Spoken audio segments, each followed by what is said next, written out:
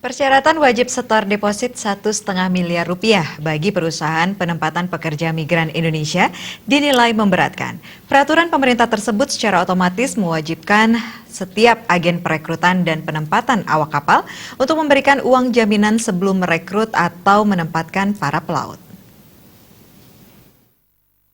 DPW Konsorsium Indonesia Manning Agency (CIMA) wilayah Bali, Daniel Paulus Ferdinand mengatakan keberatan tentang persyaratan wajib setor deposit Rp1,5 miliar bagi perusahaan penempatan pekerja migran Indonesia. Adanya peraturan pemerintah ini secara otomatis menjadikan kewajiban bagi setiap agen perekrutan dan penempatan awak kapal untuk memberikan uang jaminan sebelum merekrut atau menempatkan para pelaut. Tetapi pada peraturan tentang perekrutan dan penempatan awak kapal yang sudah diatur dalam Undang-Undang Nomor 17 Tahun 2008 dan Peraturan Menteri Perhubungan Nomor 84 Tahun 2013 yang pada intinya bersifat pelindungan yang berlaku terhadap awak kapal.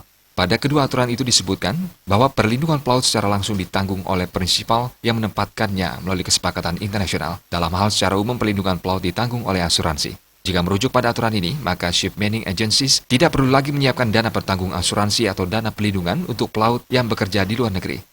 Menurut Undang-Undang 18 tahun 2017, ya kami harus